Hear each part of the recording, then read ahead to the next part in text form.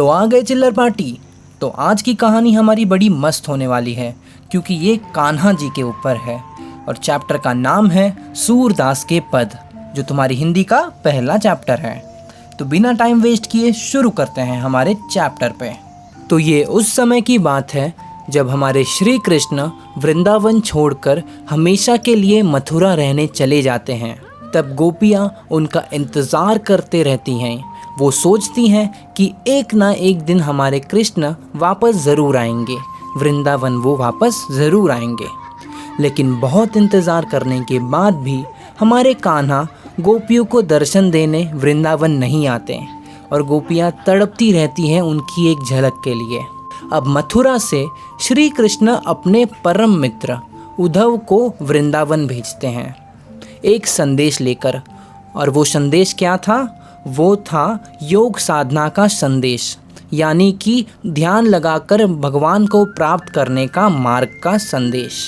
अब कान्हा जी की जगह गोपियाँ जब इन्हें देखती हैं तब ये बहुत ज़्यादा क्रोधित हो जाती हैं और बोलती हैं कि उद्धव को क्यों भेज दिए, कान्हा जी क्यों नहीं आए, और अपना सारा गुस्सा उद्धव पर निकाल देती हैं। अब इस कविता में हमें उद्धव और गोपियों के बीच हो रहे बातचीत के बारे में बताया है। अब तुम सब जल्दी से उठो और जाओ अपनी हिंदी की टेक्स्ट बुक लेके आओ और जल्दी से एक पेन लेकर बैठ जाओ, और जो मैं पैराग्राफ एक्सप्लेन करूँ तुरंत उसका मीनिंग लिखते जाओ, क्या मैं बोल रहा हूँ। हिंदी इंग्लिश किसी में भी लिखो, लेकिन लिखो, क्योंकि ये एक ही बार में तुम्हें पूरा चैप्टर समझ जाना चाहिए।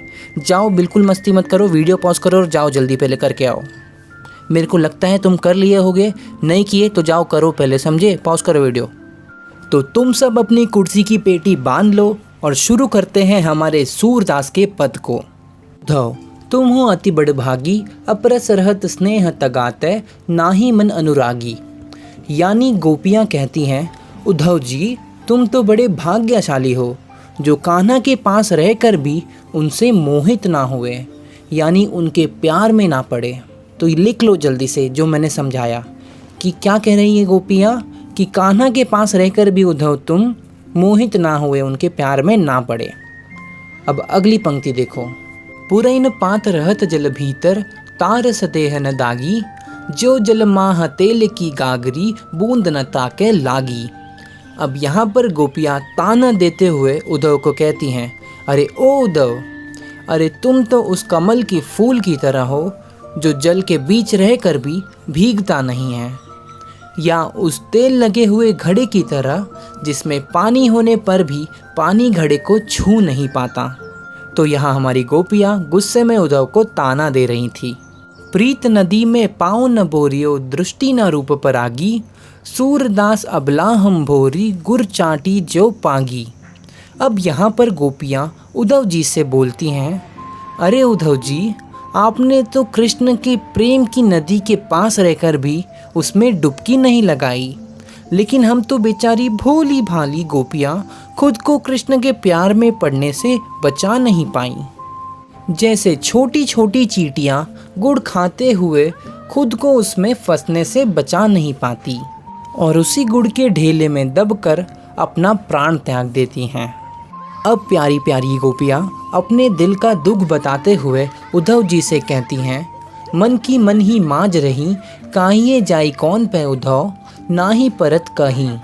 यहाँ गोपियाँ उद्धव से कहती हैं, हम अपने मन की बातों को, हमारे दिल के जज्बातों को दिल में ही छुपा लेते हैं। मन तो करता है कि दिल की बात खोल कर सबको बता दें, लेकिन हम किसी के सामने कुछ बोल नहीं पाते और कहीं दिल में ही दबाकर ये सारी बातें रख लेते हैं।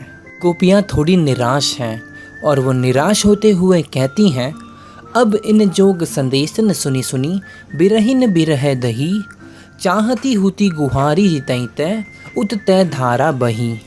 यानी गोपियाँ कहती हैं, हमारे प्यारे श्री कृष्ण से दूर होकर हम अपने दिल को ये बोलकर समझा दिया करते थे कि एक दिन वो ज़रूर आएंगे, पर वो स्वयं आने की जगह तुम्हें ज्ञान लेकर भेज दिए। इससे उन्हें बहुत दुख पहुंचा है। तुम्हारे इस संदेश को सुनकर तो हमारे दिल में क्रोध का ज्वाला जल उठा है। तो हमारी गोपियाँ ऐसा उद्धव को कहती हैं। अब इतने इंतज़ार के बाद भी कान्हा नहीं आते तो गोपिया के आँख में आंसू आ जाते हैं और वो कहती हैं, अवधि आधार सावन की तन मन बिथा सही, सूरदास अब धीर धरई क्यों, मर ज़्यादा न लही। यानी हमारी गोपियाँ दुखी मन से कहती हैं, अब भला धैर्य रखने से और श्री कृष्ण का इंतज़ार करने से क्या होगा, जब कान्हा ने हमारे प्यार को समझा ही नहीं, प्यार की मर्यादा का पालन ही नहीं किया। यानी यहाँ गोपियाँ बहुत ज़्यादा दुखी हैं। अब आगे की पंक्ति में गोपियाँ उद्धव जी से कहती हैं, हमें ये ज्ञान का संदेश मत सुनाइए, हमें नहीं सुनना ये संदेश। और खुद को हरील पक्षी से कंपेयर करते हुए कहती हैं, हमारे हरी हरील की लकड़ी, मन क्रम वचन नंद नंद उर, यह दृढ़ करी पकड़ी। गोपियाँ उद्धव जी से कहती हैं, हमारी हालत उस हरील पक्षी की तरह हो गई है जिसे लकड़ी इतनी ज़्यादा प्यारी हो जाती है कि वो हमेशा अपने एक हाथ में उस लकड़ी को पकड़ कर रखती है। उसी प्रकार हमने भी श्री कृष्ण के लकड़ी रूपी प्रेम को अपने दिल से लगा कर रखा है। अब अगली पंक्तियों में गोपियाँ कहती हैं, जागत सोवत स्वप्न दिवस निसी, कान्ह कान जकरी, सुनद जो लागत है ऐसो, जो करवी ककरी। उद्धव जी, हम तो सोते जागते हर पल बस कान्हा कान्हा करते रहते हैं, हमें इसके अलावा कुछ नहीं सूझता। और आपकी ये जो ज्ञान की बातें हैं हमें कड़वी ककड़ी के जैसी लग रही हैं। तो गोपियाँ उद्धव जी को ऐसे कहती हैं। अब आगे की लाइनों में गोपियाँ कहती हैं, सूतो ब्याधी हम कौ ले आए, देखी सुनी न करी, यह तो सुरतनी ही ले सौंपे, जिनके मन चकरी। गोपियाँ बोलती हैं कि आप ये ज्ञान की बात उन्हें जाकर सुनाओ जिनका मन चक्री की तरह घूमते रहता है, जो एक जगह पर फोकस नहीं कर पाते, क्योंकि हमें आपकी इस ज्ञान की कोई ज़रूरत नहीं है, क्योंकि हमारा मन पहले से ही हमारे कान्हा पर टिका हुआ है। तो गोपियाँ सीधे सीधे उद्धव को मना कर देती हैं कि हमें ये ज्ञान की बात नहीं सुननी। अब गोपियाँ कान्हा को ताना देते हुए कहती हैं, हरि है राजनीति पढ़ आई, समुझी बात कहत मधु करके, समाचार सब पाए। तो क्या कहती हैं देखो, लगता है कान्हा ने राजनीति पढ़ ली है, तभी खुद आने की जगह उन्होंने उद्धव को भेज दिया। कान्हा बड़े चालू बन रहे हैं, आपको भेज दिया ताकि हमारा हाल भी पता लगा ले और आना भी ना पड़े। तो देखो कान्हा को कैसे बोल रही हैं ये। बस चैप्टर ख़त्म ही होने वाला है, तो तुमने अगर अभी तक सब्सक्राइब नहीं किया तो पहले करो सब्सक्राइब, नहीं तो मैं आगे पढ़ाऊँगा ही नहीं। जल्दी करो, 1 2 3 करो। किया क्या?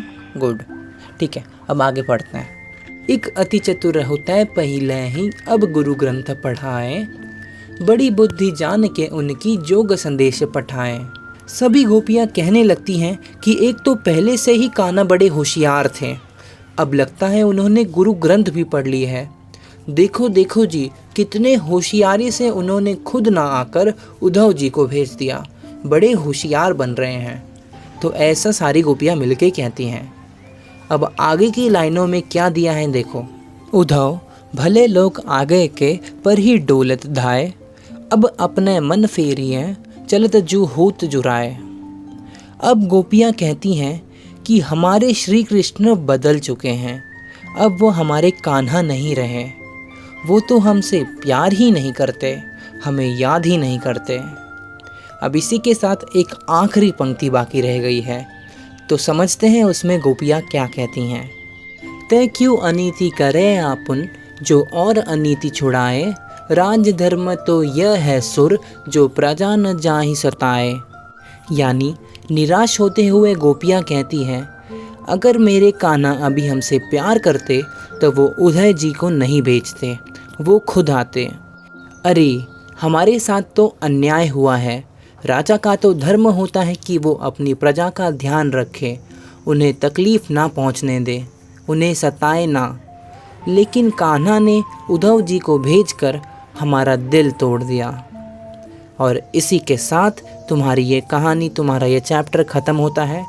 और वीडियो को लाइक करना बिल्कुल मत भूलना, चैनल को सब्सक्राइब कर देना। इस चैप्टर के जो क्वेश्चन आंसर है सर्च करो रुद्र मिश्रा और इस चैप्टर का नाम डालो क्वेश्चन आंसर के साथ, तो आ जाएगा। लाइक करना बिल्कुल मत भूलना, सब्सक्राइब कर दो, समझे।